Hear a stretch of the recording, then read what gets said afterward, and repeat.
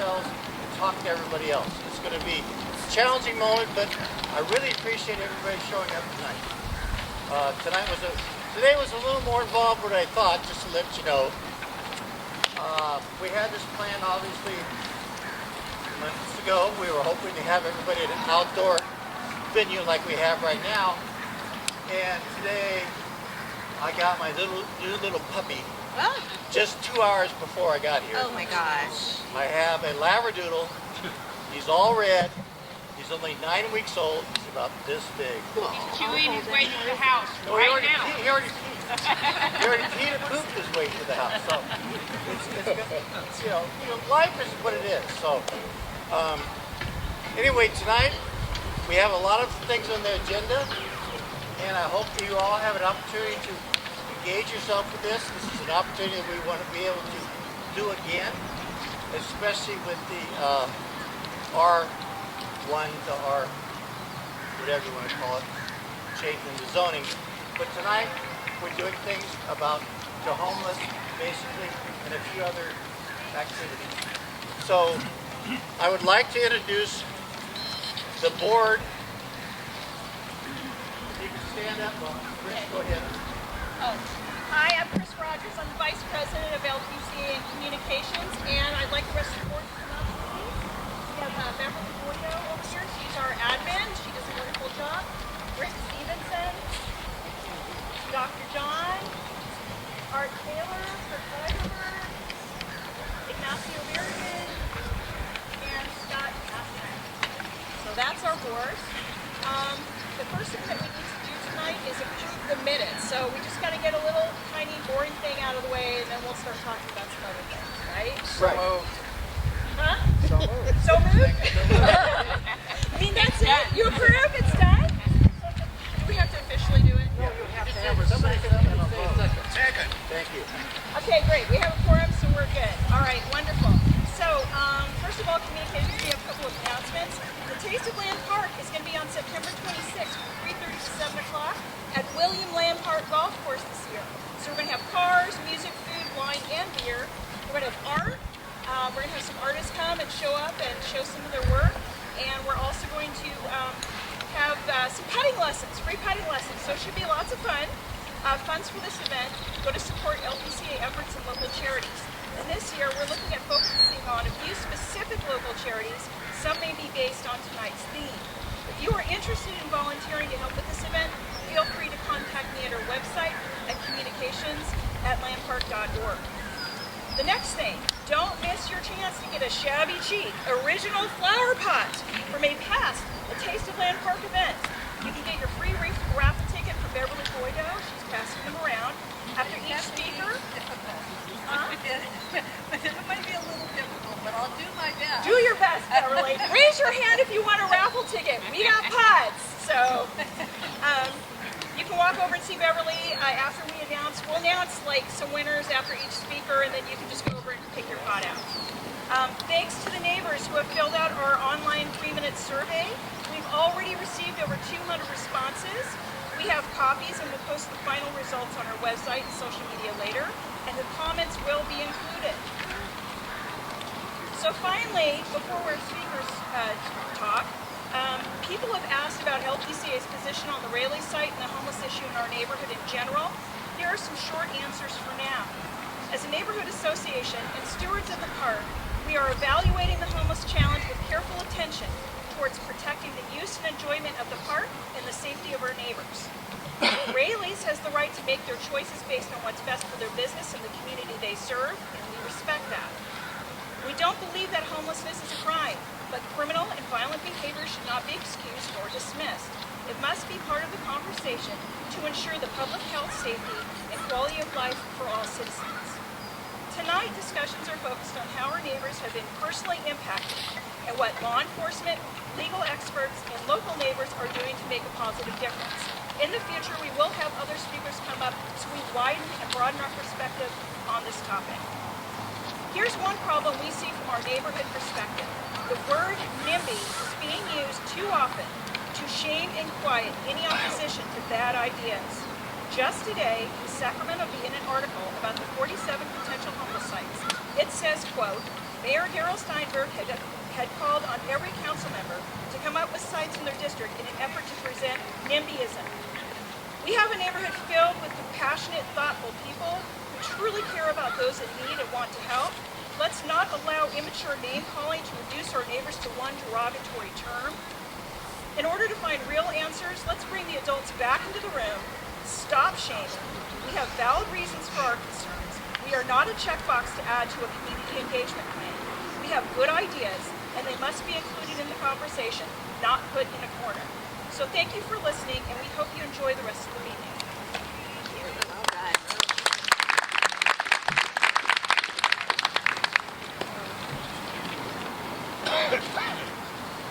Okay, so our first speaker is going to be Kirk Biberberg for land use. He's going to give us 10 minutes and talk about what's going on with the land use committee.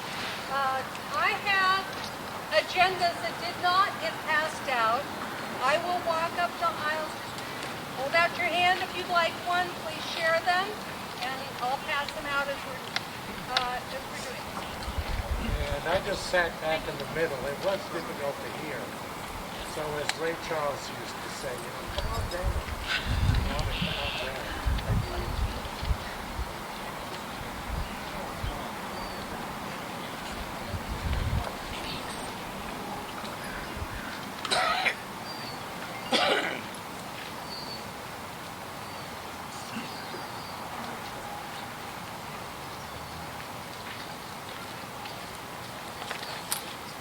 I'll just come join you all right here. 10 minutes. Well, I could talk about land use and upzoning here and what's happening to our neighborhood about zoning in the general plan for a half hour. So excuse the cheat sheet because it'll keep me to 10 minutes. I won't ramble on. And then maybe we'll have a minute to take a few questions. Can everybody hear okay? Okay, great. 2019, there were about 50 of you and I. We got together and we formed the vision and objectives for the general plan for the next 20 years for our neighborhood. And that was to define how we wanted to see future development. Our objectives were to revitalize our major commercial corridors like Broadway, and Upper Freeport, and turn them into vital, walkable neighborhood centers that were more 24 hours.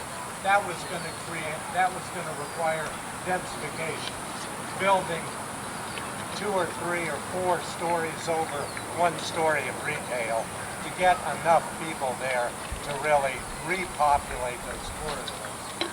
The second objective we had was to add different housing types to our neighborhoods so that we had more opportunities for our young people to be able to maybe get a starter home in the neighborhood, or those of us that were retiring and wanted to get rid of, the pruning to go to a townhouse. We don't have many of those styles of building here, so that was our second thought of what our goals were.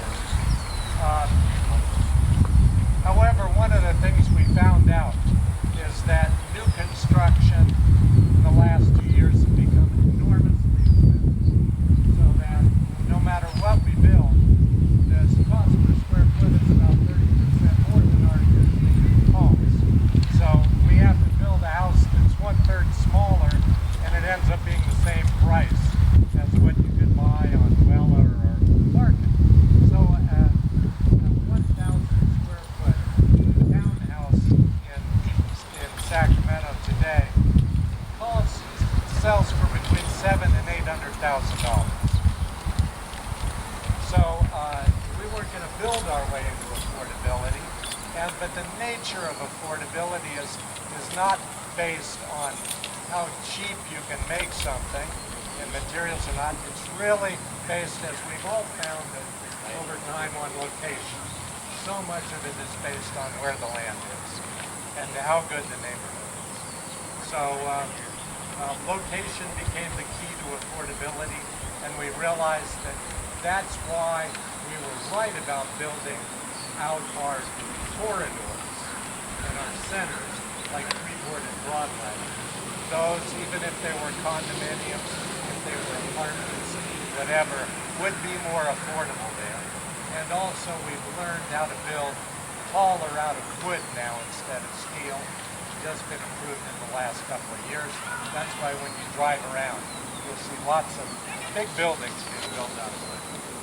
So that was the key to affordability, and we realized, well, we can piggyback on that knowledge and place our townhouses or duplexes or triplexes right next to our commercial corridor, so that we have 3-4 stories over one, then it drops down to a 2 or 3 story townhouse, then it drops down to a single family residence. This is the way actually most cities evolve anyway, all on their own without zoning. It's called transition of scale, and it happens almost naturally. But that became really then a key element of how we might plan to move forward. So Upper Freeport, Broadway, even over here at the Sprout Center, that is a tremendously valuable piece of property. It's almost all parking lot. It's all 1 story. It could have 5 stories of senior housing above it, where you got your delivery of groceries, etc., right from upstairs, coming upstairs. Cafe down below, and the commercial buildings that are next to it, behind the gas station. That could be a whole series of townhouses in the community. And look at this great park we have for seniors if they were living there to come do volunteer work and enjoy it. It would be a fabulous center. So, in addition, we found that the state reminded us that we can also solve our needs by adding units right in our backyard. So it approved a couple of years ago what we all call granny flats, or now officially called additional dwelling units. These are anywhere from 800 square feet to a big one is maybe 1,200 square feet, almost the size of some of the small houses here in the park. But we have big lots, and there's an opportunity to put something like a pool house, a guest house in the back, a small house, etc. So these additional dwelling units would actually do many things. They would house me if I decided I didn't want to take care of my big house anymore. They would house my son if he still wanted to be around at age 27. He could live out back. Or I could rent it out to a local school teacher or somebody who, was part of the really fundamental workforce of our area that needs to live in the community. So these extra rental units were tremendously worthwhile, and the beauty of them in affordability is they're not for sale because they don't have their own title. They're only for rent, and the ground that they sit on is already paid for or amortized into the main cost of the house. So you're not paying for the land as well, additionally. So they actually are the key, really one of the major keys to adding affordable construction throughout Sacramento. So just recently we've passed an ordinance on making that permanent, the ability to build those, and what size, what the setbacks is, what the heights, etc.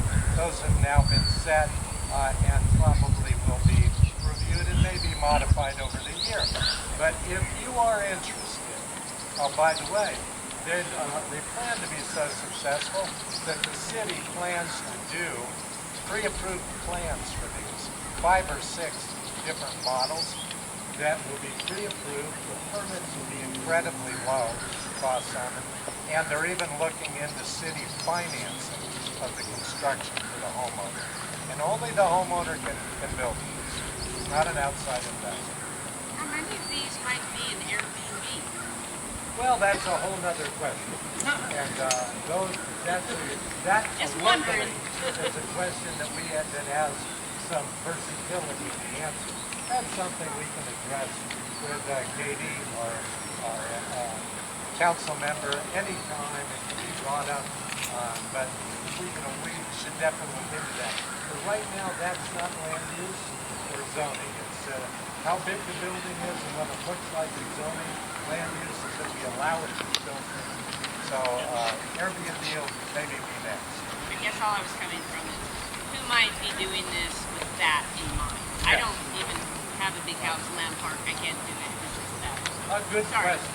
No, that's a good question. And right now, Airbnbs are limited in Lamb Park. I just don't know the limitations. Yes. Within that plan, they talk about Yes, that's a great question. Could you repeat the question? Yes, within that plan, do they discuss parking? And yes, on additional dwelling units do not require parking.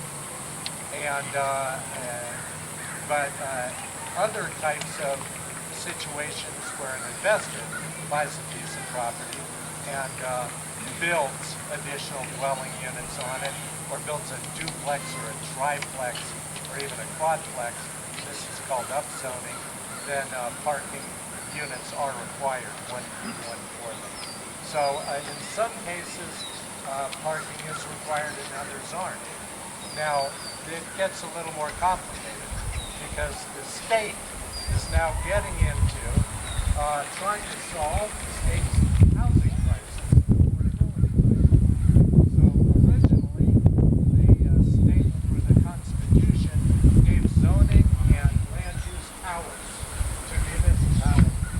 But now they're kind of clawing those powers back through things like crisis declarations by the government. So we now have a housing crisis, and it's probably under that the cities, that the state now has state housing bills. They're SB 09 and 10, and those are tremendous threats to our neighborhood. What they are, they're threats to everybody's neighborhood in California. There are over 200 neighborhood associations that are advocating against SB 09 and SB 10. We would like you to join in on that, and because of two reasons. One, they assert local authorities of self-determination, which we think are absolutely important. And the second is because they allow for, by right, without any true review from the neighborhood, the building of duplexes, triplexes, and quadplexes in any lot that's residential, and SB 10 approves a 10 apartment units on any lot. So what they're fundamentally trying to do is make the old suburban neighborhoods, traditional neighborhoods, into downtowns. That's it. But yes, please.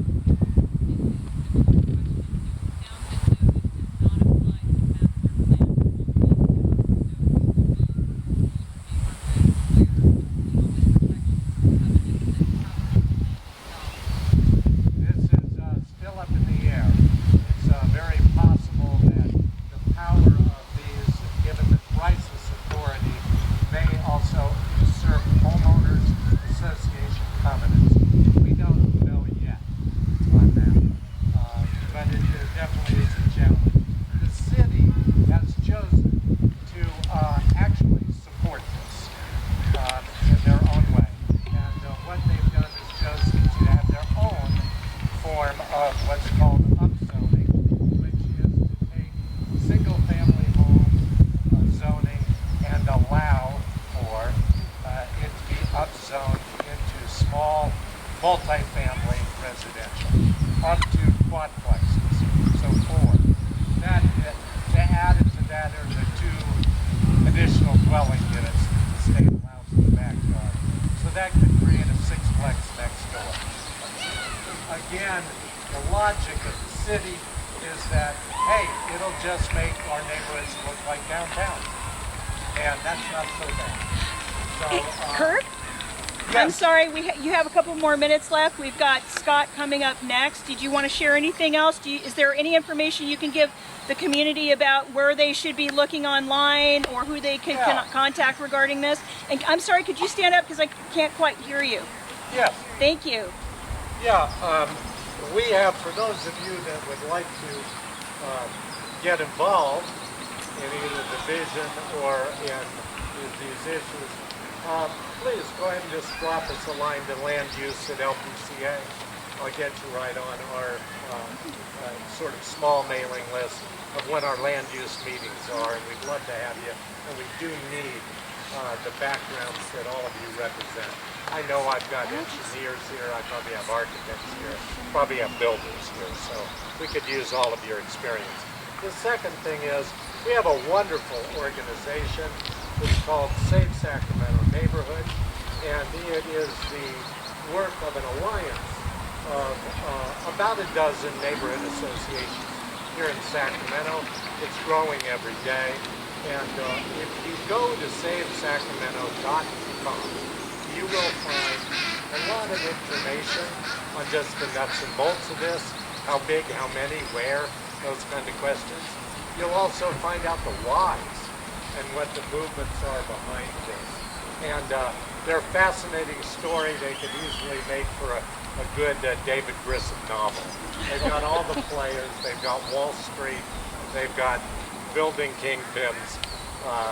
They've got high tech is very into this. We all have to remember that our housing crisis really came out of success. When we came out of the 08 recession, we came out with high-tech booming, and for 10 years, they created 6 new high-paying jobs for every one house built in California. Okay. So that led to the gentrification, and the real reason why you need to go to SaveSacramento.com is if you have friends in places like Oak Park, those places are going to be rolled over. Well, I don't know, but I do have some things I will pass out. If you just raise your hand while Scott's talking, we'll make sure you get a flyer from them. And I'd like to introduce Gene Shepard, who is the brain power behind Save Sacramento and has done a lot of work for all of us. So thank you very much, Gene. Also, Kurt, did you mention that Jean has an article in the latest Land Park News? Yes, she has an article in the latest Land Park News, and you brought some copies? Yes. So we have copies of that too for those hand raisers. And last of all, we have Jean's wonderful signs, which I don't seem to know where mine is, which you might have seen them around. They say, Save Sacramento Neighborhoods, no to upzoning. And they're a bargain at $5. Jean, by the way, Jean has a trunk full of them. If you'd like to go home with one tonight. Thank you very much. Thank you, Kirk. Okay, next up is Scott. Okay, so is anybody interested in getting a raffle ticket for the flower pots? Wow, look, we have somebody. We have somebody else. Okay, you know what? You can just come up and get a flower pot. How's that? Okay? They're a bargain at $0. Okay, Scott. Hello, I'm Scott. I'm the head of the Sparks Committee. I have a ton of initiatives going on. As you can tell, the Spark is a lot of work, you know. And, so I'll just talk about one initiative today.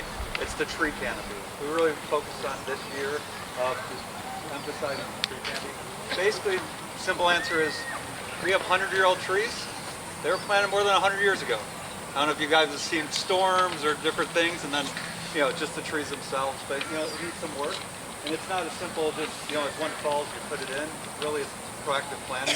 So we're working with the city arborist. There's actually some developers that need to contribute trees as part of their project. We're like, we'll take them. Let's put them in the park. So that's one of the things we're doing here to, get involved. And so anything you could do there. Just want to take this opportunity, especially with this great turnout. Just a couple things going on. One is August 7th, it's going to be the first Land Park Volunteer Court, kind of Parks Cleanup Day. So if you pass the word, Chris does a great job on social media and talks about it. But it's really, we all get together, come to the park, and just help out, and just as groups of people, and they'll be like little silos. So you and your friends or meet new friends come out. But August 7th, that's going to occur, and it's headed up by Rick. He's going to train me to be one of the people. Oh, there's Rick. October 12th, we have we also have a parks community meeting, so we talk about more issues, usually in a smaller group, but we'd love to have this size group where we just talk about, hey, what are some of the things going on in the parks, what would you like to see? I think a big thing is development. We talk a lot about different development things. Best example I can give you is where you are right now. Amphitheater has kind of, there was a capital raise campaign several years ago, I think preceded me. And it's still this. It's not, it's not ADA compliant. It's not, nice. It's a beautiful space, but it could be so much more. So things like that in the park. That's just one example. There's numerous ones. What's going to happen with the zoo. All these things that maybe kind of in your mind you're thinking about. We want to be proactive and what does the next 5 or 10 years look like? Not something happens and we're reactive. So if you want to get involved or have some great ideas, and then the last thing is parks. LPCA.org. Parks@lpca.org. Just give me an email. Let me know some things and we can talk about it. But we're pretty open. It's a fun group of people, so I'd love for you guys to join. So with that, I don't know if anyone has any questions, but happy to field them.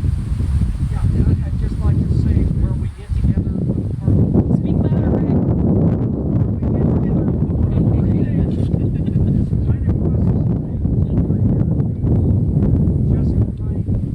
where you go down the parking lot there, we will be gathering at 8 a.m.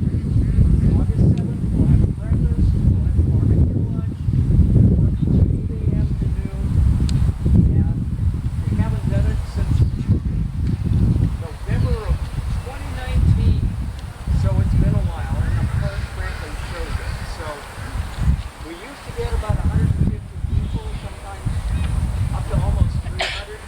We have no idea what we're going to get, so we'd love to see as many people as possible. We're going to have press, so we'd love to see you all. All right. Oh, go ahead. I just have a question. I'm not a morning person, so I've never done anything. And I'm not up yet. Arrive later, still participate? Yes, but on the other hand, you can come the night before, stay up partying all night. I was just curious about all the buildings there and the water and Is that purposely planned? I was going to ask the same question. It was purposely planted by Daisy, I believe. Yes. Yes, Daisy who did the big garden. But I'm curious too, it just sort of seems to really take over. Which, it came from the zoo. Because I work at the zoo and we planted it over there and had the same problem. So I'm curious how the park is managing that pond. I'd let the park kind of talk to that, but these are things, this is a great example I'll give you. It's an invasive species. We are lucky to have Pinky, who's the super expert. But it's a challenging thing. I think it was some good ideas, bad outcomes. It's also been propagated across the street, though. They're starting it over there in the little pond, too, though. Well, they're actually, these are lotus. Right, lotus, yeah. They're beautiful when they bloom. Oh, yeah, people come to the Bay Area to take photos of them. And they get with aphids like you wouldn't believe it, because they've waited out, put on the waders and gone out there, and you couldn't believe how many insects there were. I mean, what are they doing to the duck species? Maybe it's more we need to get into tonight, but I'm just out, curious. and they're very hard to get out. Yeah. Personally, I like. We have Vance Chandler, Lieutenant Vance Chandler is coming up to talk with Adam Green.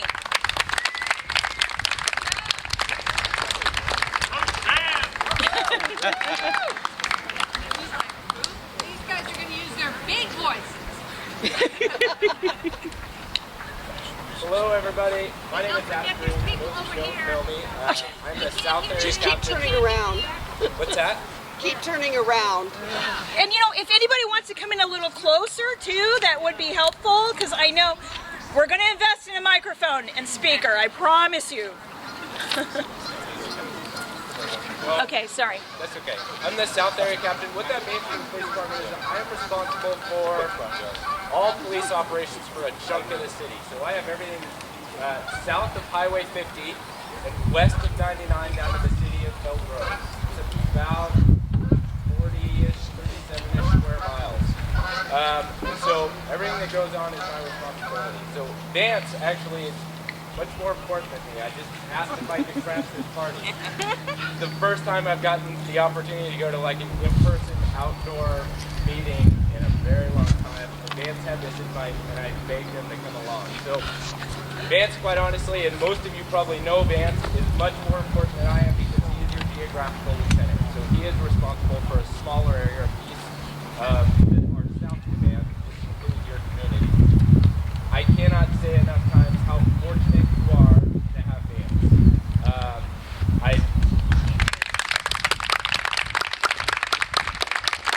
I've had the very good fortune to work with Vance since the very beginning of my career, and I say this not because he's one of my closest friends, but he is one of our most committed, best communicating, like just best people and best lieutenants in the department.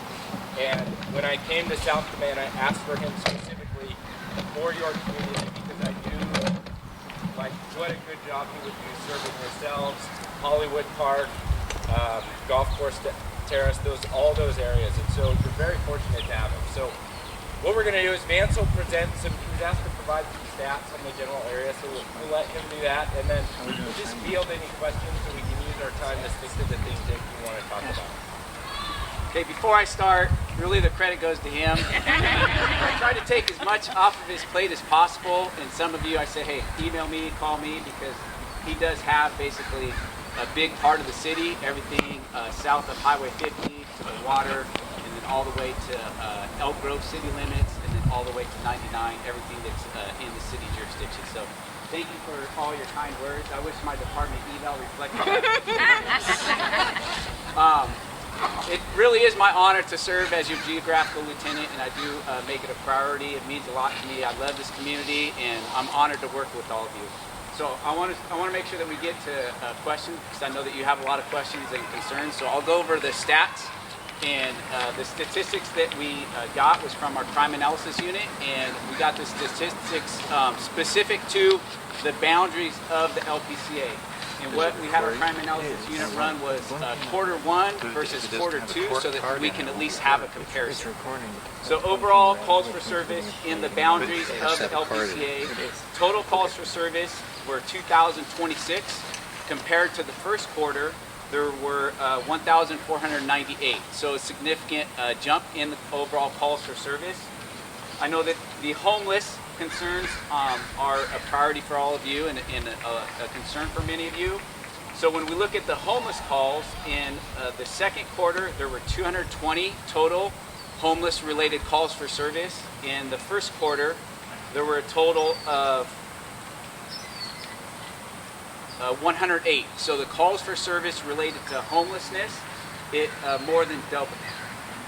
Specific to the types of calls, primarily the top 5 calls were an all units broadcast, which means basically somebody calls and gives us information, whatever that information may be, the dispatchers share it with the officers who are working in your neighborhood. The next one is a disturbance call, so that could be anything from observing somebody arguing, a disturbance at a residence, a disturbance at a business, or a disturbance that you on view as you're driving by. The next one is an advised entry, and so that's when one of you call our dispatch and give our dispatchers information, and then they do an advisement either to the sergeant, the watch commander. The watch commander is the lieutenant who has the city or that area at that time, or the POP team, our problem oriented policing team, detectives, whatever that may be for that specific unit or officer. And then the next one is a welfare check. So basically somebody calls and says, hey, I see somebody, they're laying in the middle of the roadway, they look like they're struggling, whatever the circumstances may be. They may not have clothes on, or they may appear like they're intoxicated. That would basically be a welfare check. Or, hey, you know what, there are newspapers piled up on my neighbor's front doorstep. I haven't seen him or her for 4 or 5 days. Usually I see him leave in the morning for work, and then return in the evening. I haven't seen him or her. So that would be a welfare check too, calling us to say, hey, and you check on our neighbor for us. And the next one is a ringing alarm, which basically means if a business or a home has an alarm that goes off because somebody has either broken in or vandalized the property and or just a false alarm. Those are the top 5 calls for service.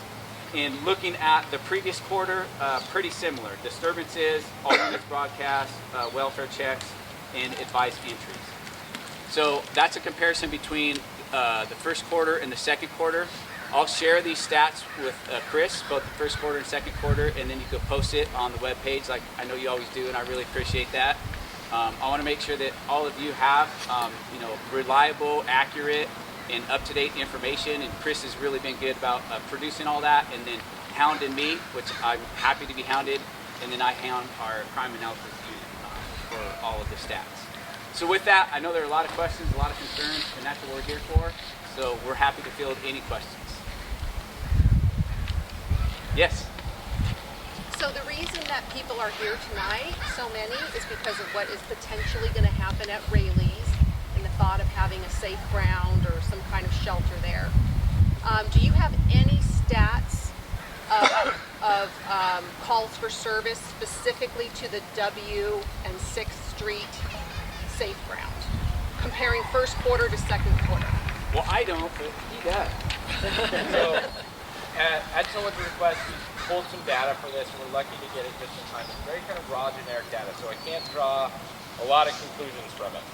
What I can say is what we did is we looked at the site at 6th and W and Miller Park and looked at the calls for service for the last 6 months. So essentially about 3 months before the safe grounds open and 3 months after. What we see are an increase in calls for service.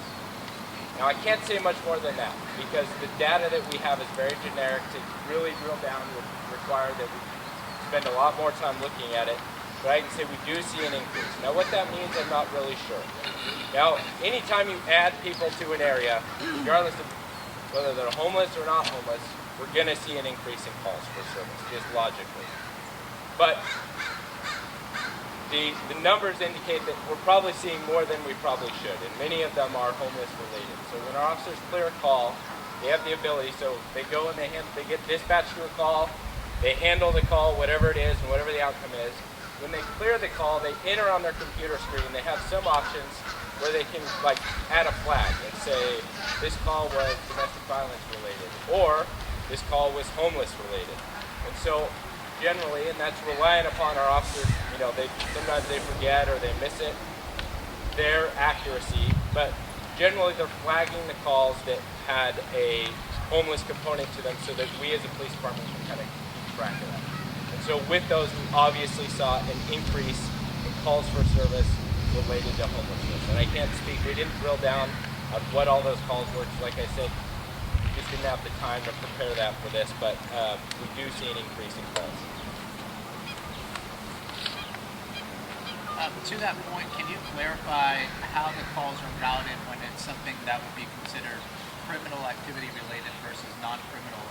I know that some people are being told to call 311, and those calls are being routed in different ways. Can you speak to that? Absolutely. So I'll kind of start before your question. So as everyone probably knows, the city took the stance that they wanted to remove law enforcement response with homeless-related calls as much as possible, which we completely agree with. One of the things we're really good at the police department is when someone calls with a problem, regardless of what it is, we're all in to help and figure out a solution. And sometimes that creates a lot of work for us. There are a lot of calls that are homeless related that we are not the best answer for because we're trying to deal with long-term social ills or mental health issues or drug issues. So there's a lot of people out there who are much more well prepared to deal with those than the police department. That being said, we have been the answer for a very long time. And just, less than a year ago, we decided, okay, the city decided we're going to establish what is now the Department of Community Response. And their primary goal is to develop a team of social workers, specialists, mental health specialists, addiction specialists who would be available at some point when we get there and it's robust, 24/7 to calls involving either mental health emergencies or drug addiction emergencies or homeless related that don't require a police response, or there's not some sort of weapon or threat or danger involved, something that those people could safely respond to. So now we're about 9-ish months into the development of community response. And as you can imagine, so the head of Department of Community Response, Bridget Dean, started with the police department. She has a vast history in dealing with mental health, in dealing with homelessness. She worked for Chief Hahn at the city of Roseville, and then when Chief Hahn came here, she came with him and worked for the police department overseeing our impact and mental health division. When they decided to create the Department of Community Response, Bridget was selected to take over the development of that department. Now, as you can imagine, developing essentially a new department within a city of 500,000 people that's going to serve a city of 500,000 people will take some time. And she's doing it, but it's a slow process, as you can imagine. It'd be like building a police department from the ground up, filling all the positions. So the place we're at now, about 9 months in, is we're in this weird space where we have DCR, we want to take over responding to all these calls and remove the police department from the ones that they don't need to respond to. But DCR isn't necessarily fully built out and in a place where they can have 24-hour response 7 days a week to all those types of calls. Because as you can imagine, it's a significant number of calls. I think last year in the city of Sacramento, we had somewhere in the area of 40,000 calls that were mental health related. So you can imagine that is an immense amount of work and time. So we're in this space where we're trying to figure out who's going to handle what. DCR is doing what they can, but they're not fully built out. So what you have seen from the police department over the last how many ever years is about what you should expect now. If there is a crime involved, regardless of the circumstance, and specific to homeless stuff, if there's a crime involved, the police department will respond.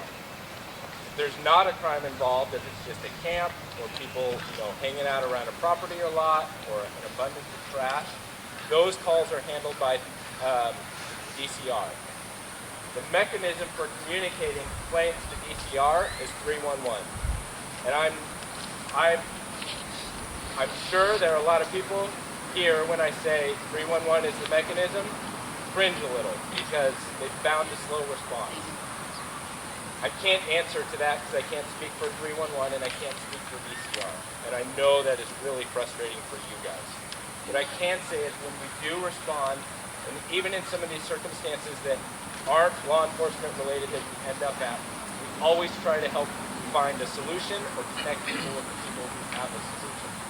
But right now, unfortunately, 311 is the mechanism for communicating with DCR, and they are backlogged because they're not fully built out yet. And so there are delays in responses, and we understand as a police department the frustration because we hear a lot of it from the community, like, this is my problem and I'm not getting a response. We understand that, and I can tell you we're trying our very best as we kind of are in this weird space of trying to juggle these between the two departments. So if you're not calling to report a crime, the non-emergency number is not the mechanism for reporting just a camp or a homeless person or abundance of trash. Now that's not to say people don't use it, but it's really not the best mechanism.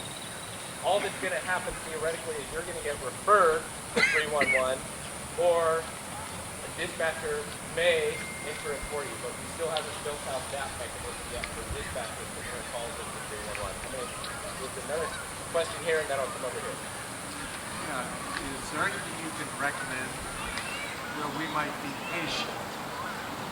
What do you mean exactly? Well, in the order of priorities, threats or whatever, just things where you might suggest for the next few months we should be patient along this one thing.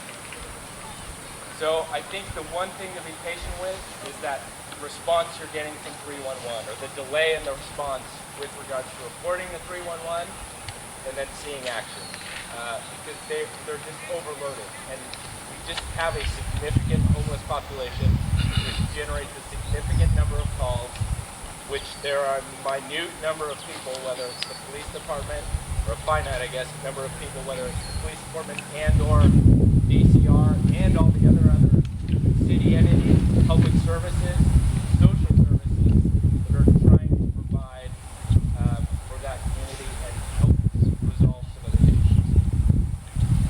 I'll add that too. Our dispatch center, they have to basically prioritize the calls and then look at what officers are available and dispatch some officers to those specific calls. So sometimes people call and it's a huge priority to sit in because that's what's happening in their yard or at their business or whatever the circumstances might be. And so you can imagine like a violent crime in progress, the stabbing, the shooting, and we've had a lot of that recently.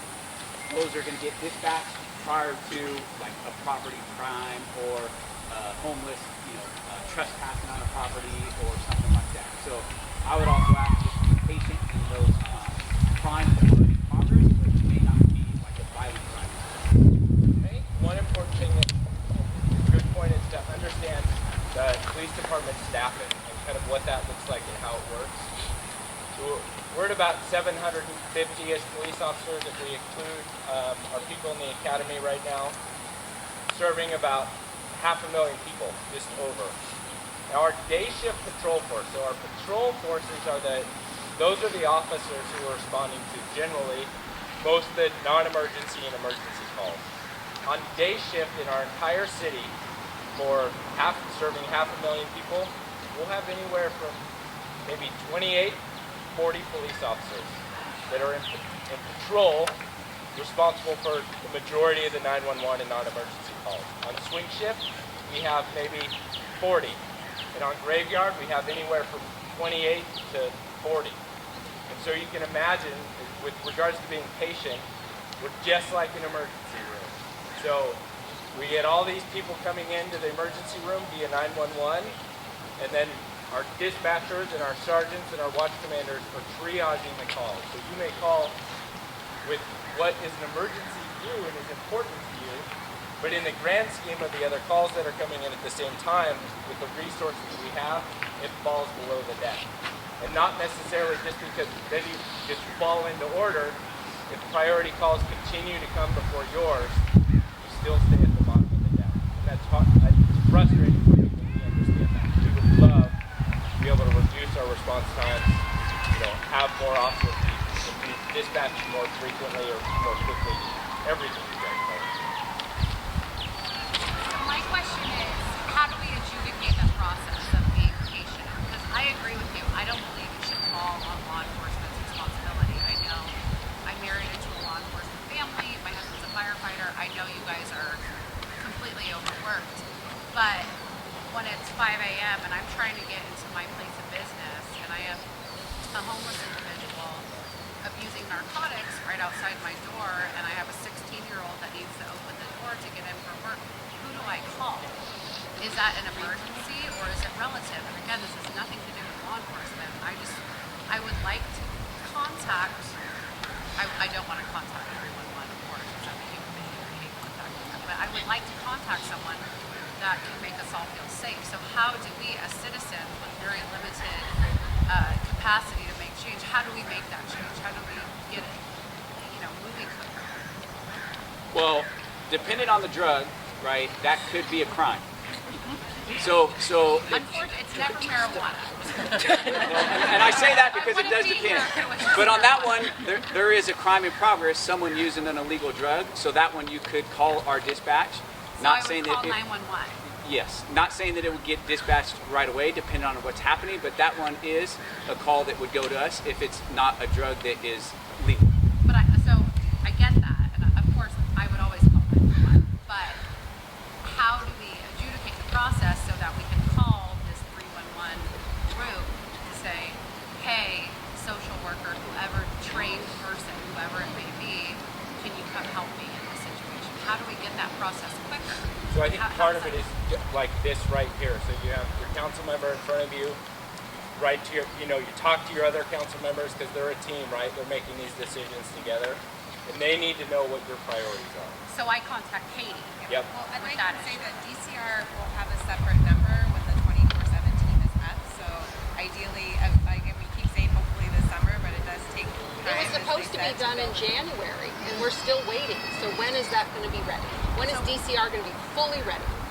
Well, we've been saying this, as I've been hearing late summer, fall, for that phone number to be up. So that's been consistent since I've been sworn in. So I think hopefully there'll be a direct number that folks can call. You see someone with mental health crisis, you see someone who's camping and doing something that will dispatch people 24/7. So we will, once that number is available, we'll definitely be sending that out because we get that request a lot. Right, yeah, we see that. And to answer your question also, just more like a long-term basis type thing, if you're having these problems every morning and all that, we could also utilize other resources like our POP team, our problem-oriented policing team. They could come do a SEPTED survey for you, crime prevention through environmental design, and look at areas of improvement around the business, such as lighting, cameras, all that kind of stuff. So please feel free to explore those options with us as well. Yeah, and we're happy to, in those situations, happy to have our impact team come out and try and offer our services. We also share that, our impact team works directly with DCR, so they share that information with DCR. And to be clear, if someone's preventing you from opening and operating your business, and they're doing it on your property, we will still respond out at this time for like a trespass. We can ask them to leave. Now to Kurt's point, like in our earlier discussion, there may be a triage process, but it's 5, 6 in the morning if that's when you're opening. That is a slower time for us. But those are calls. I'd say not 911 for those calls. I'd say our non-emergency line, but absolutely you can call us. Get another question up here. There's Lady Pat.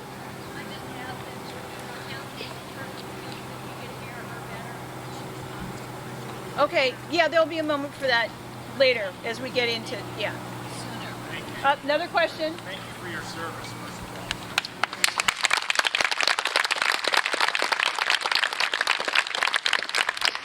To answer, but in your opinion, how understaffed are you? I'm assuming it sounds like you're way understaffed. You say 2 full, 3 full, 4 full. So given what's going on right now. So I would think if I got to be chief, I would add 250 cops to our police. Woohoo!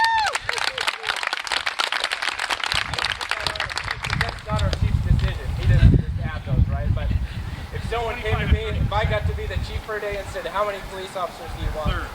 Third understaffed. Yeah, I'd want to add about 250 to our police force. We're serving about 500,000, and we're significantly shy.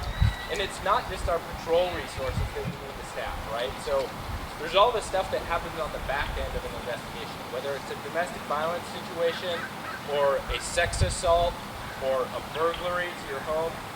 We need to staff and continue to grow those units too so that we have sufficient staffing to conduct the investigations that everybody deserves, whatever your crime is. And so ideally, we'd like to be at a place where our response times are less and we have more investigators to handle the enormous caseload that our investigators have investigatively. I really think that, responding to calls is really important, and then the back-end service to the victims for the crimes that aren't solved when our patrol officers show up is really, really important. And I think that really, we're here to serve on the front end, and we're here to serve on the back end. We can stand to build out in both areas. So we have him on record when he becomes chief. Yes! And I'm a South Area lieutenant. He's going to give me 50 more cops to help serve all of you. Yeah, what's keeping us from adding more policemen? Is it a budget issue? What's keeping us from adding more policemen? So we'd rather be funding more policemen, no offense, than the DCR because there's. Yeah, and I'll tell you that both are important. Like, we need to fund those other, those services help us as a police department because we're not social workers. We don't have experience in dealing with addiction. We do get a lot of training in mental health, but we don't have, we get training in dealing with mental health on the front end. And so we need people and resources. That being said, we need to build out both. Well, we have terrific surpluses today, right? So from a financial perspective. So what's the barrier from hiring? Why are we not hiring more policemen? So there are two. So the city has to approve positions.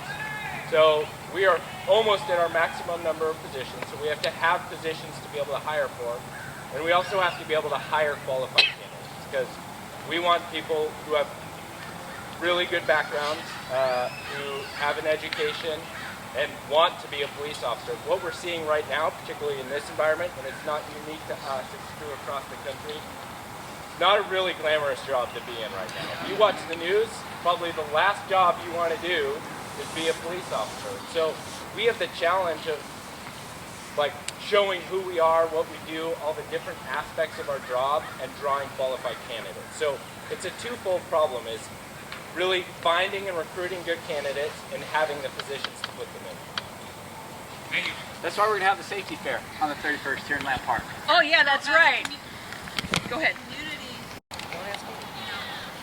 You can support both those efforts. So there's no better recruiters than you guys, because family members and friends and children that you can say, look, tell them about what a cool job this is and all the opportunities in it. And then you can tell your council what your priorities are, what's important to you, because they ultimately make the decision about how to fund all the city departments, right? We're one of those.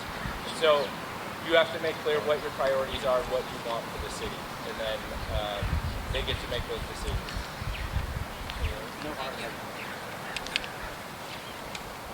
I'm going to ask they tell us what are some of the tools, some of the information we need to give them to help them, i.e. take a picture of the person, i.e. height, weight, description, scars, marks, tattoos, date, time, etc.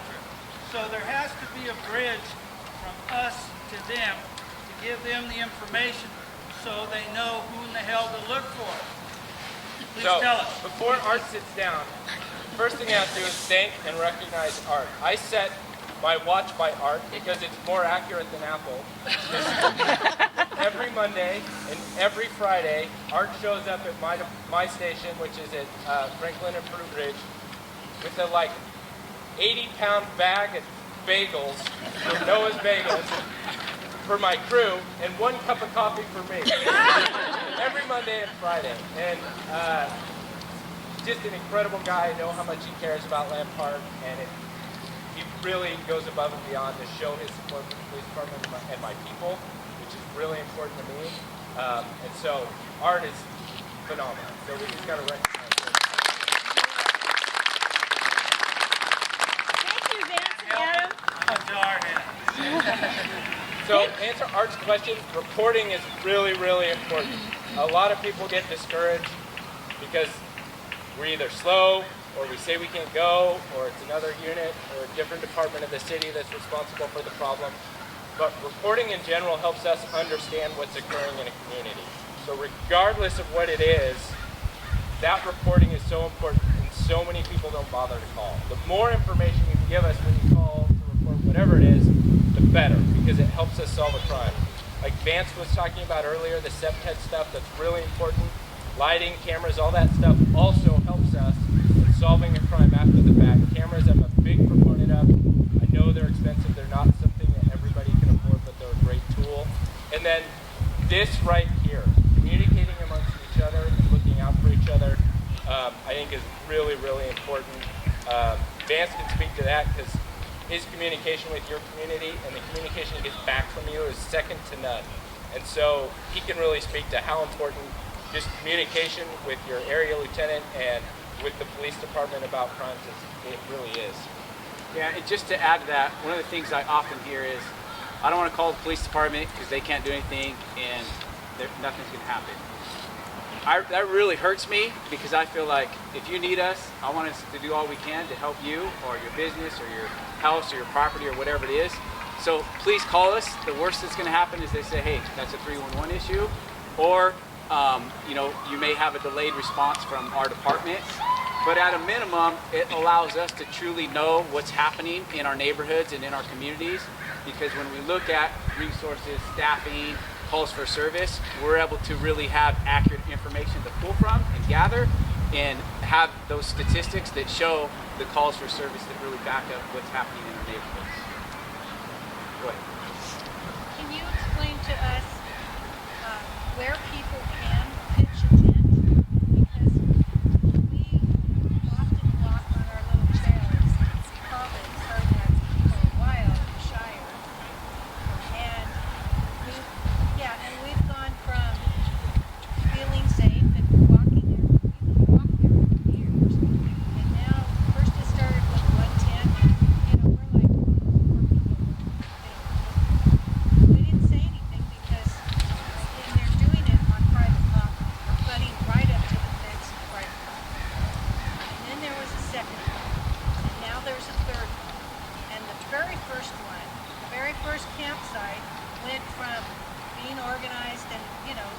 best they could do. It's right by Sprouts Market, to having literally 20 bags. I took pictures and I will send them, but 20 bags of, I suppose they're household things. And one man who looks like he was dealing drugs yesterday. I mean, I did take pictures, but now I'll send them to you. But Well, yeah. Let me just answer some of that, because I don't want to note every single place where a tent can be pitched, because I might miss some. So on a private property, if that property owner allows it to happen, then that owner is allowing it to happen on his or her property. Now, if there's a camp or a tent or somebody is on that private property and the owner of that private property doesn't want that to happen, then that owner can call us and we could take enforcement action of a no trespassing. Now, if there's a criminal element to it, whether it be fighting, stabbing, shooting, drugs, then that's something that you can call us for. Now, that's on private property. If there's a crime involved, call us. If it's private property and it's someone is camping out, it has to be the owner of that property who wants something done. If they allow it to happen, then it can happen, and there's nothing that we can do. Now, on public property, if it's camping only, then that would be routed to 311, right? So now, if there's a criminal element to it in that camp or in that tent, there's fighting, there's some sort of crime, drugs, violence or something like that, then we can respond out there because there's a criminal element to it. Hopefully that helps answer it. Vance, Adam, thank you so much. I'm sorry, but we have to move on. So thank you so much for your time. We appreciate it. Okay, so we're running a little long, so I want to make sure we keep going here. We've just got a couple more things, and then we'll talk about the last topic about Raley. So the next person to come and speak is Mick Boyd. He wants to introduce himself to the community. So Mick, why don't you tell him who you are, who you represent, and... Good evening. My name is Mick Boyd. I'm with the Sacramento Police Officers Association. We are by lack of a better term, the police union for the Sacramento police officers. We represent about 1,000 individuals, which are line level officers, sergeants, community service officers, dispatchers, and park rangers. We also represent our reserves and our retired officers. I appreciate Captain Green and Lieutenant Chandler. They kind of set the stage for me for the most part. I'm here representing the line level officers. Our goal is to work with community leaders, community groups, and the business groups to create a safer Sacramento. We've seen throughout the last couple of years, crime is through the roof. Obviously what we're talking about today, homelessness, and what the captain and lieutenant and everybody here is, we're quite overwhelmed, okay? So one of the reasons we're quite overwhelmed is we are 102 officers short of what our staffing level was in 2008. So he admits we're close to our current staffing level, but that current staffing level is 108 people smaller. Add to that the growth of Sacramento, you're looking at probably about 150 officer difference from 2008. So what that looks like is we do not have a vice unit anymore. We don't have a narcotics unit anymore. Those units have gone away. So most of the work has been brought down to the street level, which is your pop teams, your gang teams, and your line level patrol officers. So obviously, again, with the stats you're hearing, they're completely overwhelmed. We need staffing.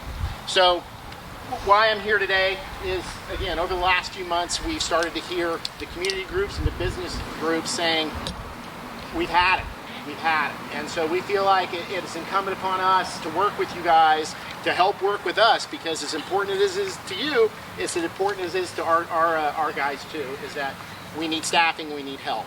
So our goal is to work with the groups, find solutions to these problems, make Sacramento a better place.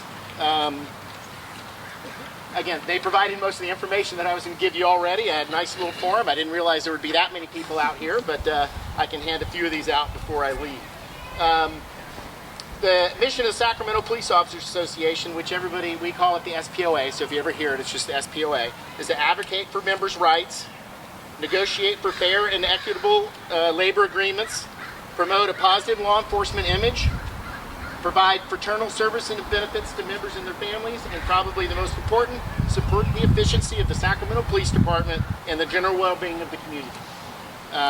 So again, on behalf of the 1,000 members of the Sacramento Police Officers Association, I thank you guys for having me here. I can answer any questions you want. I provide a little bit different of a flavor than the sworn officers because I'm representing the line level officers. I say I have a question here. Yes. Do you see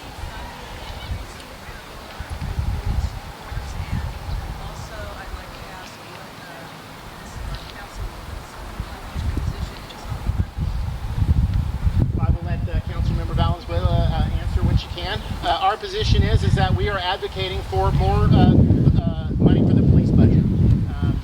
We had a bit of a fight in June or the beginning of July over the current budget. We were close to a $9.5 million punt, meaning they weren't going to fund us right away. $9.5 million. That could result in layoffs. Another plan that was thrown around was a $35 million cut. So again, you're talking about hundreds of officers being laid off. Again, we're 108 officers short. I might be a tick or two off of my numbers, but currently that's about 1.3 officers per 1,000 people. The best scenario is 2.0. In 2008, at that level, we were at 1.7. So even in 2008, we were short. So as you can see, at 1.3, as the city still grows, we need to really ramp up. So again, the Department of Community Response, we totally support that, but as you can see, they don't respond to crime calls, and crime is through the roof. Yes, sir. When you guys are negotiating budgets, how much of that of the negotiation is focused on allocating a portion of the budget that you're trying to secure to create new positions as opposed to increase salaries? Again, that's kind of done at the council level as to how that goes, but we obviously advocate for as many folks as we can get because we realize we're so far. You jumped to the next question before I had a chance. Sorry about to answer that. your first question. So the level of funding that was approved for the Sacramento Police Department this year was the highest. Can you speak up, please? Sorry. I know, I'm going to scream here. I know I've been in in-person meetings all day. I need to practice my projection outside of Zoom. But the level of funding we approved for the Sacramento Police Department this year was the highest level that's ever been approved for the second year in a row. It's $30.5 million more than the last fiscal year. So that's where the funding level's at right now. I don't think anyone disagrees in the numerical there. I am one that likes to invest more in the prevention services. For instance, this last weekend we had an unfortunate shooting in Old Sacramento. There was a law enforcement officer right there. They did everything they could to try to be visibly present and to respond to that crime as quickly and effectively as they could. It was 16-year-olds who were shooting at each other. And so in that case, that screams to me like our youth are shooting each other at an unprecedented rate, and I want to figure out how to keep those kids from walking into a situation where they've got a gun in their pocket. And so that doesn't mean it's always contradictory. I don't disagree that we need response when something happens, obviously, but the dream is that you don't need to call 911. The dream is that there isn't someone doing drugs on your front porch when you go in, and if we could invest in some of those prevention, that just takes the load off of the folks who are responding to emergency calls, and it really reduces harm for everybody, because if you're calling 911, that means someone might have been hurt, and that's something that I want to try to avoid through investments and other types of strategies and programs that help safety.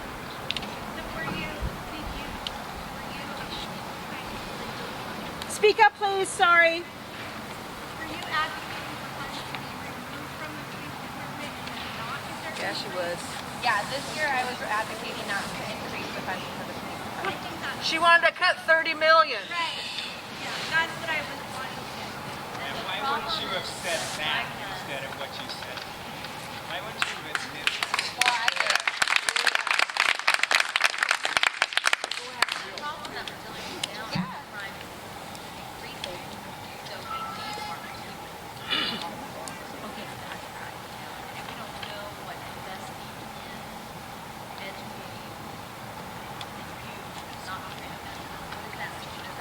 I think Councilmember Valenzuela is up next, so I'll take 2 more questions and then I will be done with this meeting. Yeah. Okay. Yeah. Hey, Mick. Hold on. Hey, Mick. Okay. So this is what we want to do. We want to finish with Mick. Then we have a DA coming up to speak for a little bit. Then we will have Raley's, and Councilperson Valenzuela can speak with the Raley's people. then, okay? And if we want to have another meeting at another time regarding all these other discussions, we can do that, but we're really running late. I'm sorry. If I could just like super quickly say though, if you want to talk about this, my email door is always. But you don't respond to emails. Let's not get into any arguments tonight. Let's just let it drop right now. You don't represent this community well. Please, everybody, let's please move on with the agenda. Yes. And just go from there, okay? Thank you. All right. Thank you. Okay, thank you. So, again, the Sacramento Police Officers Association is going to be out in the public more often now. I hope to attend more of your meetings. We will be having some events. Like us on Facebook. Are there any other questions that I can answer? Yes, ma'am. Are you political at all? Do you donate? Yes, we absolutely have a political action committee, and we donate to candidates. And are the candidates that you're supporting, are they listed on your website? Yes. Okay, Mick, thank you so much. All right, so our next person we have is a neighbor and DA in Sacramento. Her name is Monica Shaw Robinson. Monica, I know I just butchered that, so you go ahead. You did good. Hi everyone, my name is Monica Robinson. I'm a deputy district attorney here in Sacramento. I've also lived in Sacramento my whole life and currently do live in Lamb Park. Just to get an idea of what I do, my current assignment is all high-risk domestic violence, so homicides, rapes, hostage situations, and I do every single animal abuse case for the county. I've gone through gangs, I've gone through child molest, I've really done it all at our office.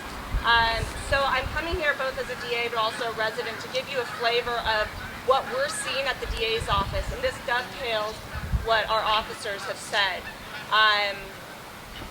So personally, I do filing for some misdemeanor cases. So I have, in this community alone, since November, had at least 5 indecent exposures. People walking up to a neighbor's door, masturbating. I personally witnessed a man masturbating in front of Fairy Tale Town with my son and my daughter. I have had home burglaries. I have had a man take a machete to a dog's nose. I have had one case I've been dealing with, and luckily it is now a sentenced state prisoner. Mr. Brooks, thanks to the POP team, has been a nuisance in the WX area for 2 years. And this goes back to what we hope our community does.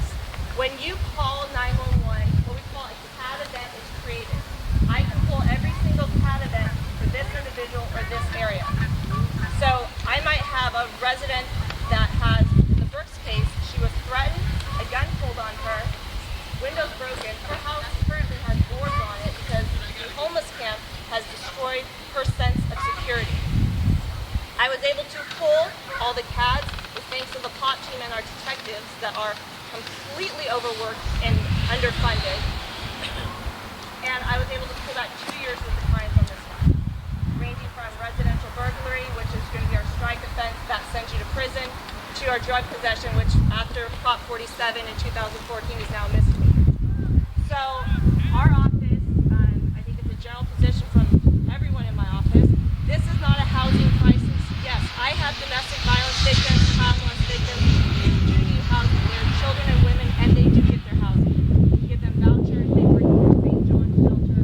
They are not the population that we are calling 911 over. Make no mistake, the population we're calling 911 over are the people that have drug addiction, whether it's a drug addiction that caused the mental health or mental health that was aided by the drug addiction.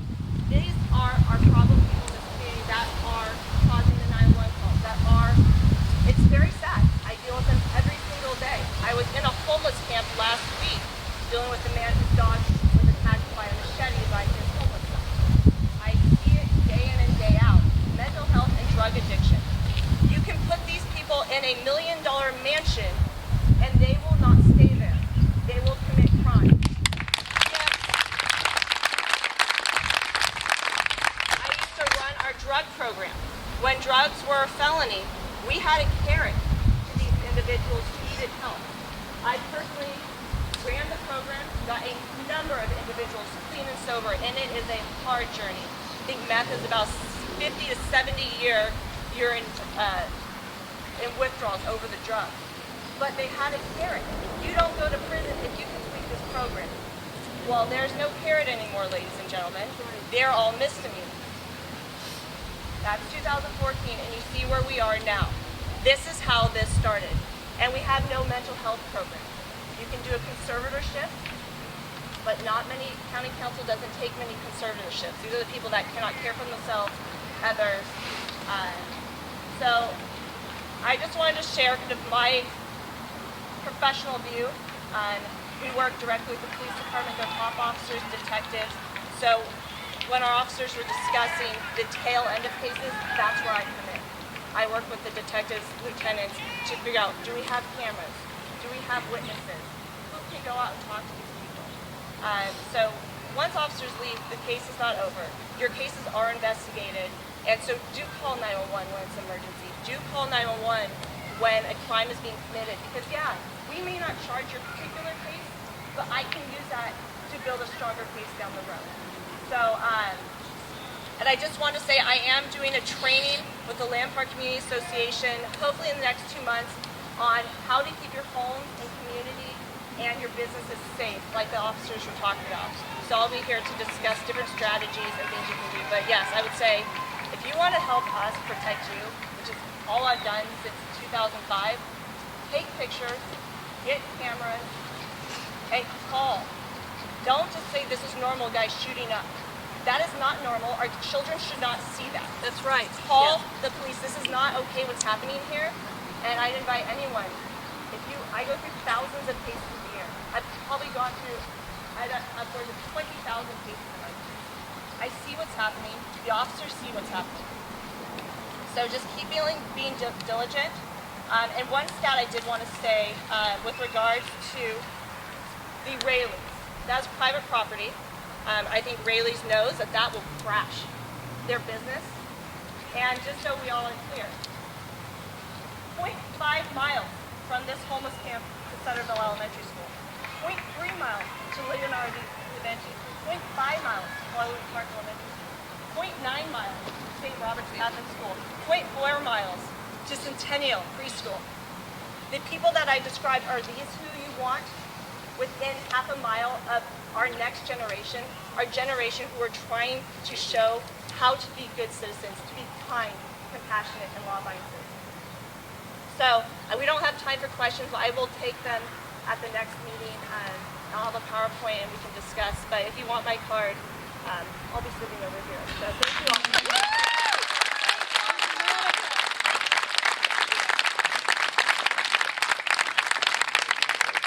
Thank you so much, Monica. We really appreciate your coming. She's a treasure to our community, and they do hard work. They do the work that other people could probably never stomach. Okay, Pat Joyce. Pat, why don't you go ahead and introduce yourself, sure, and on you go. And Monica, what a badass.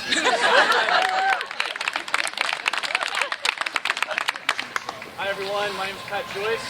I'm one of your neighbors, father of 2 young kids under the age of 4, so thank you for getting me out of the 2-hour slog, which is known as dinner time and bedtime.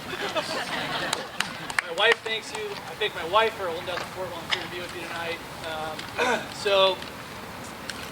Chris invited me here. First off, I'm not a homeless expert. I'm a lobbyist. I work at the state capitol, work on entertainment issues, tax policy, data privacy. If you want to talk about data privacy, I'll talk your ear off. But homelessness, I'm not an expert.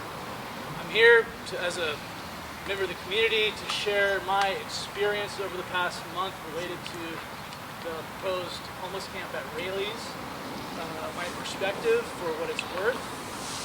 My house is about 600 yards down from the old parking lot at Raley's.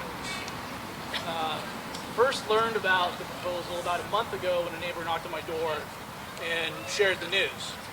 My wife and I, who both consider ourselves fairly informed individuals, were surprised that we did not hear about it. This is the first time we learned about it.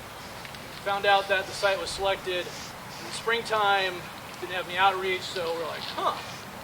There's, like Monica pointed out, a bunch of schools in Hollywood Park. If you stand in front of my house at 8:30 in the morning, you see a parade of young kids riding their bikes across my house, across where the proposed camp would be, and across the street to across Freeport onto Classical School. So we're like, this can't be real. This can't be real. So we did our research, found out that in fact it is a real proposal. What did we do next? We canvassed our neighbors. We have lots of families that live on our street, just down the street from the proposed site. You know, we moved there 3 years ago, and I'll tell you what, the amount of young families that are having kids nowadays is insane. It's stroller after stroller after stroller. So great for young families that are raising kids and really exciting.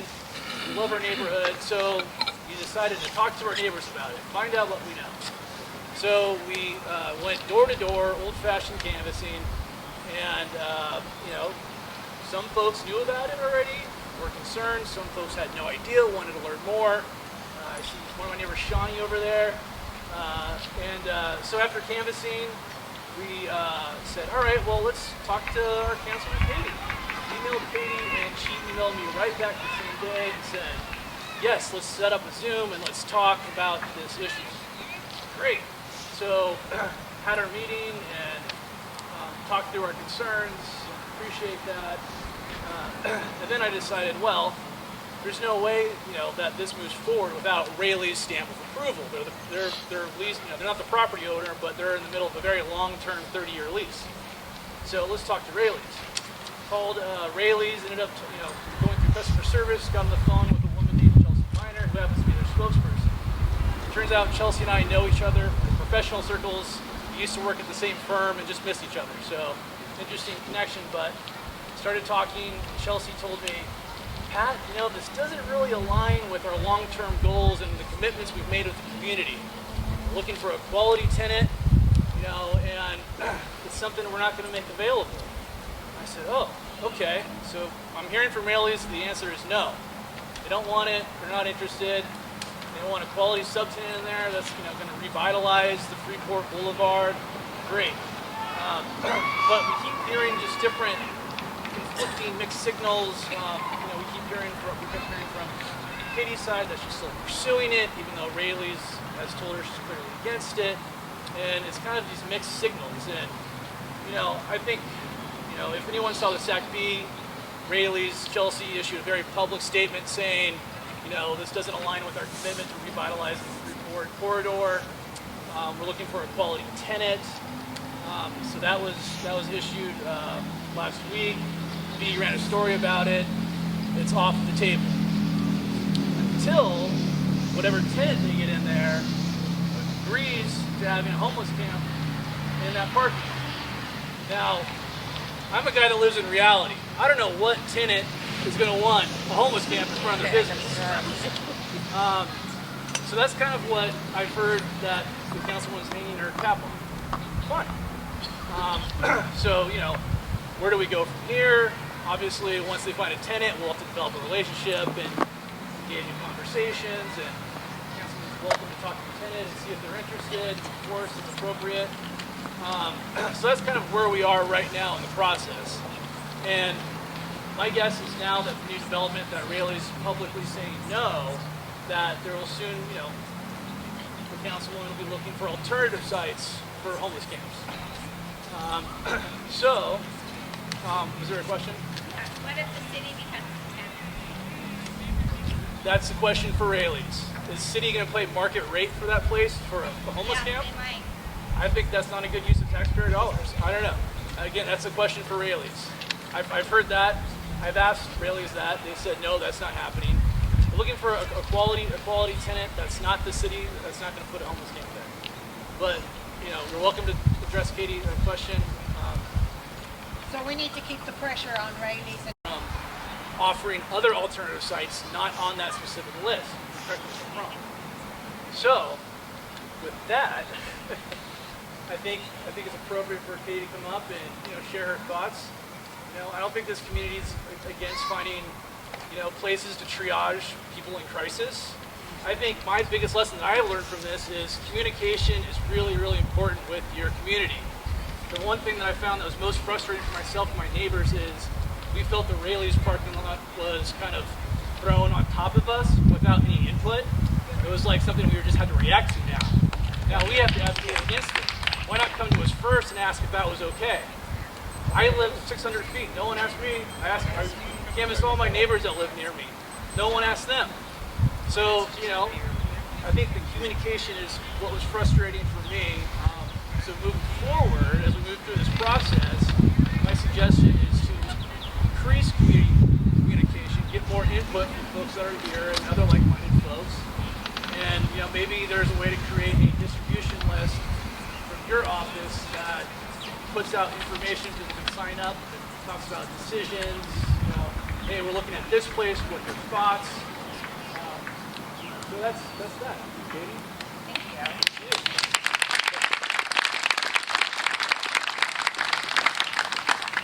So thank you all for letting me come and talk a little bit tonight. This process has been really fast. I'll try to project farther, sorry. This process has been really fast and really urgent, because what you all are seeing on the streets and what you're hearing from enforcement in terms of calls for service related to homelessness, it is increasing. It's not just a feeling. It's not just something that, like, gosh, it feels worse than it was 6 months ago, a year ago. It is. We have had a lot of folks who've lost housing in this pandemic. We've had a lot of places closed that used to offer services when the pandemic was at its peak, because they were run on volunteers or seniors or folks who couldn't be around COVID. So what you're seeing and feeling on the streets is very real. And what we've done so far is we have learned how to move encampments safely and humanely. We know how to do this. And while I know the safe ground on WX, being surrounded by public land as it is, by an agency that's just like us, restricted from moving folks, it's really limited our ability to control encampments around the camp. But the camp itself has been clean. The camp itself has had a lot of really great stories already of folks getting stable, having jobs, starting to plug into services that give us a lot of hope that the model works as a triage, not a long-term solution by any means. People camping in a parking lot, it's not a long-term solution, but it gets them away from the businesses, it gets them out of some of the residential areas into a place where they're staffed 24/7, where they have bathroom access, where they're starting to get the services and support that they need. My experience and the experience of service providers has been that about 80% of folks will go. That's not 100% by any means. There are folks that aren't going to go that we're going to have to deal with, but if we could take care of even 50% of the folks on the street right now, that would be a huge quality of life improvement for everybody. It would help our officers in the Department of Community Response better hone in on folks who need that attention, so that we can better start to figure out what that next step looks like. So the task from the mayor was find some sites. In the middle of a pandemic, in the middle of a time where I can't safely canvass, where we can't go out into the community, where we're brand new in office, find sites for these 10,000 folks in these districts. So we did convene a task force, which includes representatives from the neighborhood groups, the business associations, the service providers, pretty much anybody that raised their hand and said, hey, I work with this group, can I help? We invited to come in and send a rep to the meeting while keeping the group a manageable size. And we sent out surveys, we did stuff on social media. It's not enough because we're a new office and we don't have the full email list for all of you, which I welcome you to let us know if you want to sign up for newsletters. We're finally getting those going, which is great, so that we could ask people, where should this go? District 4 is really stuck because we have a lot of folks on the streets in District 4 and we do not have a lot of land. And my dream would be that something like, if 10,000 housed people lost their housing, you know what we do? We'd open Cal Expo. We'd start using some of these big areas of land and we'd figure out how to get people someplace right away. And the fact that that's not happening is abhorrent, because what's happening on our streets right now is not okay. It's not okay with any of us. It's not okay with me. But instead we're stuck like, okay, where do you go? Literally I was like Google mapping, looking at every favorite parcel I could find. Hey, is that ours? Hey, is that vacant? Hey, is that working out? There's no place for us to put people. So we put out a survey and said, what do you think? And one of the sites that came up from the community again and again and again is, hey, what about old Raley's? Now, this is something that is not done. Please give her a chance to talk. Please give her a chance to talk. I'm just saying it was an idea that came from some residents that said, hey, there's a vacant storefront, can we use that? And so we were told that we need to come up with a site list. I was presenting in April. I put it down there as a draft. The idea was always to come back out. The idea was always to do more outreach, but it was an initial idea to say, hey, what do you think about this? We talked to Raley's after talking with Pat and his neighbors. One of the things we immediately decided was that if we were going to do this, it would need to be a small camp targeted at families with elementary school-age children. Now, I know that some of you are thinking, gosh, there can't be families with elementary school-age children on our streets right now, but there are. Raley's has said no over and over again. When Please let her just talk about what she has to say. So we decided to limit it it to families because we recognized what was going on in that specific corridor, and we thought, hey, maybe this is a good opportunity for a small camp that targets elementary school aged youth in that area. We did talk to Raley's. Raley's did say, not until we find a lessee. Now that is what I have heard from Raley's. That's why I am like saying it's there as an open consideration, but obviously we want someone in that storefront because you don't want the storefront vacant, and they'd have to be okay with it. So right now what we're doing right now is getting input, because what would be worse, I think, is if we started talking to a lessee and they said, yeah, we're into it, and then we came to you when a plan was 10 steps down the road. You know, I wanted to come out early because if it's not Raley's, what if we find another site in the neighborhood? What if there's someplace else that comes up? What if you have other ideas? I need to have this conversation with you, because what I hear from this neighborhood over and over again is, why is this encampment here? Why can't you move it? And I want to move it. I really want to move it. I want those camps to be moved someplace where they are going to start getting the services and security and food and bathrooms that they need. I want to move these encampments, but I can't. I can't do it under court law. I can't do it under the rules of the road until we have a spot to move them to. That is the simple math here. And so finding spots to move them to gives us options when it comes to enforcement on the streets. It gives us options when it comes to encampments. So where we are right now, and then I'll take some questions if I can, is that obviously this site is going to take more time. It's not going to be in the master plan because we need to find a lessee, we need to talk to the lessee, and we want to have more conversations. Southland Park Neighborhood Association is hosting a community discussion next Wednesday that we're going to send out the link to hopefully tomorrow. I'm looking at Michelle, my chief of staff, so that folks can register to get that information if you're interested in. We have cards, we can get your emails to send you that. But this isn't a short-term thing. This is something that will take more time if it happens at all.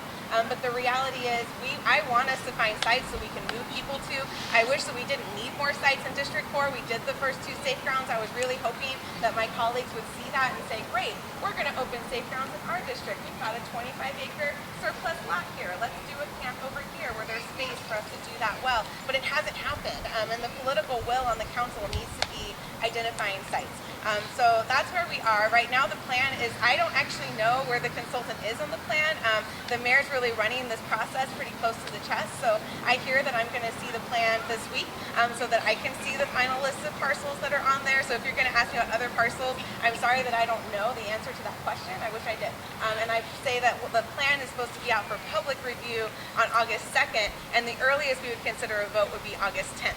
But the goal is to try to get to 5,000 spots. We think we have at least 10,000 people on the street right now in Sacramento. So 5,000 spots give us a real shot to start moving encampments really quickly and to start getting ahead of the curve and figuring out what works so that we can try to alleviate the intense pressure that our neighborhoods and business districts are under right now, because that is very real. Okay, before we take any questions, yeah, I need to ask some questions. Okay. Okay. So right now, the goal is to make it the responsibility of neighborhoods to accept these locations instead of considering other alternatives. Like, people have brought them up over and over again. Haven for Hope is one of them. I personally know somebody who is a CEO of a homeless organization down in San Jose. She's been recognized by the state of California. I've spoken with her about this issue, and she has said, if you get one safe ground site in a district, you're damn lucky. And it takes a lot of work, and it takes a lot of buy-in from the community. So if you get one, you're lucky. She says it's crazy to expect more than that so quickly. It can't happen. This is a professional who's been doing it for years, who's worked with organizations and communities, who is successful in doing this. So this is something to consider. It's not just, we all need to accept the fact that we're going to have spaces in our neighborhoods, okay? There are other alternatives. There are other ways of doing this. Also, there's over 1,000 organizations in Sacramento right now that already have shelters and spaces and things. And I would love to hear the city do a full audit of what we have existing right now. Because what I heard is that there's a woman and children's shelter that takes 275 beds. And a few weeks ago, they had 175 spaces open. And if we had somebody to audit and find out from the city, we wouldn't have to open up new spaces. We have them already. We have Salvation Army. We have all kinds of different services in this community. So tell us, have you considered all of that first? Well, first let me answer the first question. So I'm not opposed opposed to the campus model. And in fact, part of my plan included utilizing a facility known as the Boys Ranch. It's something that you may know about. It's a county-owned facility. It's 140 acres that currently it's got a pool and stables and up to 500 beds. It's a lot of space that we could use, especially for the folks that aren't working, right? Especially for folks that can go out to someplace like Rancho Murrieta and get, like, maybe they need more intensive treatment. I would love to see that move forward. I would love to see Cal Expo move Then forward. why don't you push for those things? I am pushing for those as well. It's in my plan. It's there in black and white. I said Cal Expo. I said Boys Ranch. Because I do think that that would work really well. And I don't know why we're not moving forward on that. I've called my supervisor colleagues. I've called county staff and said, tell me how much it would take to get Boys Ranch up and going. Help me understand what the barriers are here. And they say, oh, we'll get back to you. And then months go by. And so we're continuing to hound them on this because that would be a good solution. No transportation to Boys Ranch. How are you going to get there? Yeah, no, that's an easy problem to solve for. I mean, we've run buses and we've run trams and we've done shuttles with RT. This is something, and this is what I mean when I say it's something that we could target for folks who don't have jobs right now. The folks who need more intensive care, the folks who are doing rehab, the folks who need that level of service, that would be a great spot for them. And so I don't oppose the campus model at all. And I would love, as I said, if a 10,000 house people lost their housing today, they would open a refugee type style center at Cal Expo to fit all of those people. And I don't know why they're not doing that. I don't know why this is such a problem. So for that first question, and then your second question, I'm sorry, I got distracted with the, sorry, what was your second question? I blanked. Auditing. Auditing, yes. We are starting a city audit of the homeless service providers because I agree. I don't know how we're spending this much money and we're not seeing the level of results. When you're seeing this much money roll out the door, you can be buying houses for people for that much money. And I don't understand why that's happening. Part of the problem with accountability in this system is that the funding is super spread out. Some of it's county funding, some of it's foundation funding, some of it's city funding. So we can audit the folks who get our funding, and we're starting that right now. We're starting it this summer. We were pushing for it earlier. It got delayed. You know, you do what you can, but we are pushing for that because I agree. There should be accountability. If you get X amount of dollars and you're just cycling people through programs and back out onto the street, there's a problem, and that we need to be investing our money and getting people off the street as quickly as possible. Okay, anybody have any questions? I just had one thought, just from, trouncing the homeless camp like I have done. When you take a survey of the people in the camp, they are not from District 4. Most of them are not from Sacramento. I have guys coming from Reno because they know we have services. So if you give all these services, they're going to come. But the problem is, and this is not on you, this is Steinberg's. I won't even go down that rabbit hole. But the problem is that, okay, these camps are in District 4, and the only reason they're in District 4 is because the freeway is our border. These are not people from District 4. These are not people, probably most of them, from the area. So I do not think that you in this district should be, every person in your district, we should have a bed for. And under the Boise case, if there's a room in the city, that you can mandate people to go there. I mean, you look at the River District, those hotels sit vacant out by Sac State. I know we have deemed a number of them unsafe for stroll hotels that have been revitalized through our community prosecutors. They're sitting empty. So I think a big push, I mean, if I were in your shoes to say, hey, you shouldn't be putting this all on one area that is not a commercial area. We don't have hotels, but these other areas are industrial. They don't have schools. They don't have a park that everyone from Sacramento enjoys. So you're going to muddy up this one space that every family in Sacramento feels safe going to. And so I think the pushback, you're in a hard position, but I think the pushback needs to come from you that not every area is a business area, and this is a community. So I think that is an avenue I would pursue if I were in your shoes, to push back on equal housing in every district, because that's just not how Sacramento's built. But that's just my 2 cents. I completely agree. This is part of my frustration for the hotel room thing, I'll tell you, because the business district and the River District actually litigated against us to keep us from using the hotels, because we were getting 100% reimbursement from the federal government for hotel rooms. So there was a while there where our team, I said all of my college interns, I'm like, your job is to call every hotel in Sacramento and say, will you work with us? We will pay the bill, we will cover the damages, will you take people? And they said no. And I don't know, and I asked the city attorney, can I compel people to do this? this? Like, what does that look like to say, no, you have to let us Under do this? Boise, I think you could. Well, she says we have to pay market rate, which the governor wasn't willing to pay, and so we got stuck in a little cycle there. But I have never said, and I will say this in front of all of you, I've never said that District 4 can shelter all of the folks in the streets in District 4. There are simply too many people in District 4. Districts 4 and District 3 carry the bulk of the population that are on the streets. There's no way we're going to identify enough sites, and it has to be spread out across the city. There's a question up here in the back. I found the mayor's comments about NIMBY offensive and ridiculous. Agreed. I'm telling you, the Yes. trash, the needles, the pieces behind Raley and Dollar Tree, trash everywhere, everything. Clean up the trash. We are asking our small, struggling businesses out on Greenwood to deal with this stuff. You have got to be kidding me. Call me a proud NIMBY.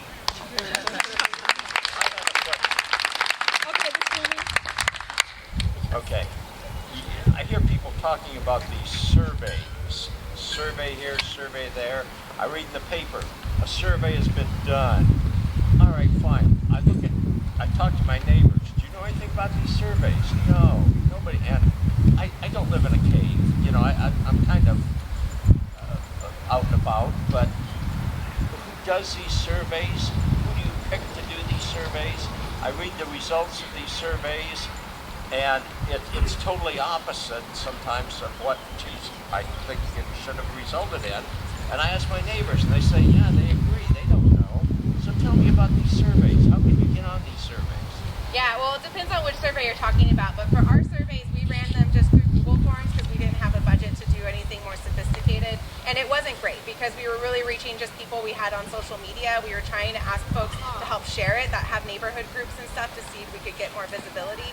Ideally, we would have canvassed, which is something that I'm hopefully that we can do this summer because now it's a little bit safer to do so, but yeah, ideally, I mean, the city does citywide surveys where they'll send out postcards and do like phone calls and stuff, but it kind of depends on the survey in question. But Never seen that, and some of us aren't really all that expert online for Google and all that, you know, it just... I get that. We're going to take two more questions. We have Pinky asking a question here, and then I had you, yeah, and I had this. I'm sorry, you guys. I'm sorry, ladies. Go ahead, Pinky, ask your question. Okay, for several years, my church worked with Safe Ground, and we got thank you notes from participants and everything very good, very well. However, people that were denied entry to Safe Ground caused all kinds of problems in the neighborhood, and we had to give up providing that service. One of the two of the problems with Safe Ground being a transitory nature, they do not have the time or have not been screening for registered sex offenders. That is a critical issue when you are near unescorted minors, as all our schools are in the area. And they also don't screen for outstanding arrest warrants, which might be of a lesser impact. But in putting a Safe Ground community within a community, you've got to consider that, please. Yes, and just to be super clear, the city-run Safe Grounds do screen people. There's an intake process where information is collected. So I know what you were talking about was more of a volunteer church effort, but I just want to make sure that's super clear, that we are screening people. We have one more. Yeah, I just wanted to say that I think that you have expressed a sense of urgency. I think we would all agree that there's a sense of urgency here. What is happening with the 100-bed shelter that's going up over, in Alhambra? Yes. And then the other thing is, I believe that this is a shared responsibility. That, like you said, you can't take on trying to find, spots for 5,000 homeless. And so, other council members, other communities, other Elk Grove, for example, they should all, other nearby cities should be taking on this responsibility as well. Absolutely. So to repeat her question, the first question was asking about the WX Safe Ground, or the shelter that Jay Chenier, Vice Mayor Chenier has been working on. That is supposed to open by this fall. We got snagged up in some federal authorization since we're under a freeway. We needed approval from the Federal Transportation Authority. That's all been ironed out, and so that should be open and able to serve the full 100 folks, since we've been working hard on vaccinating people in that area so we can get as many folks in as we can.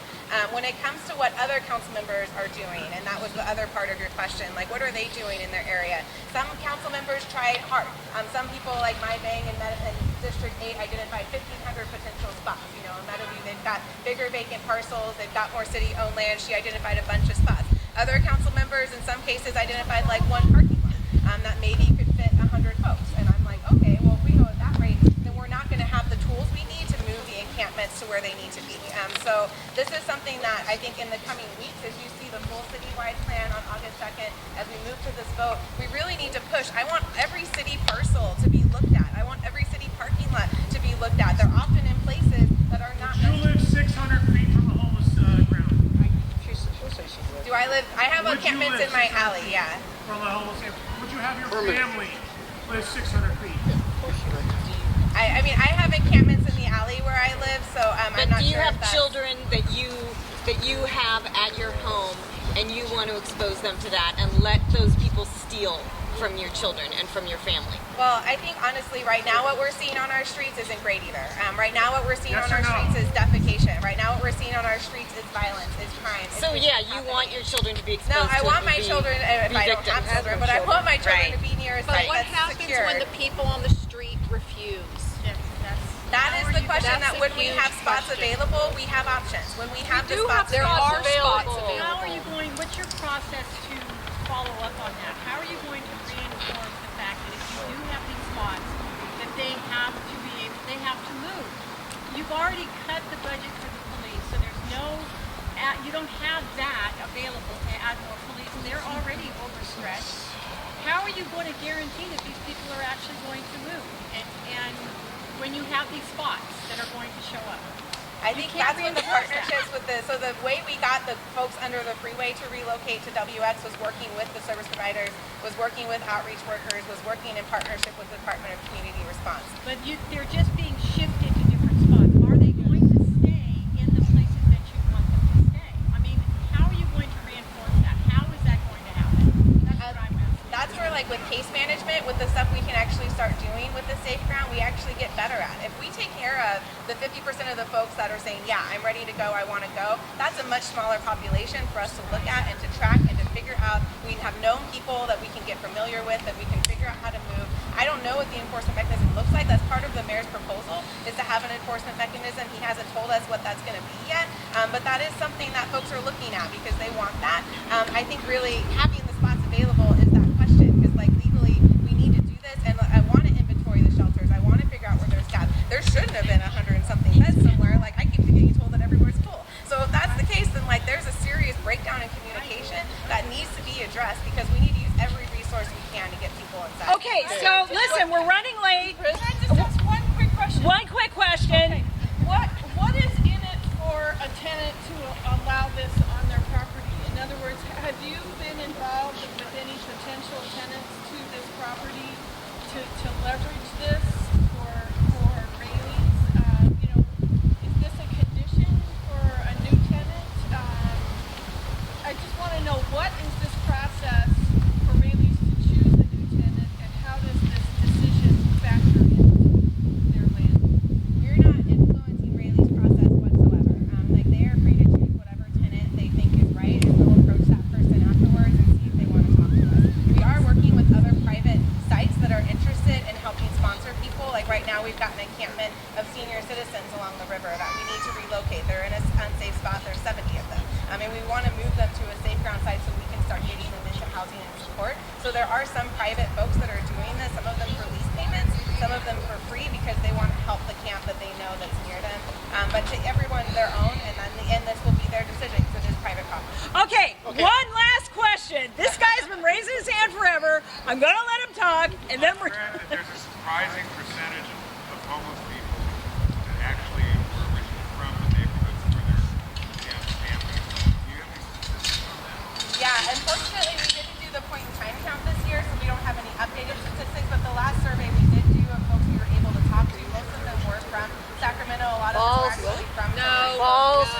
I can't hear her. Thanks for interrupting.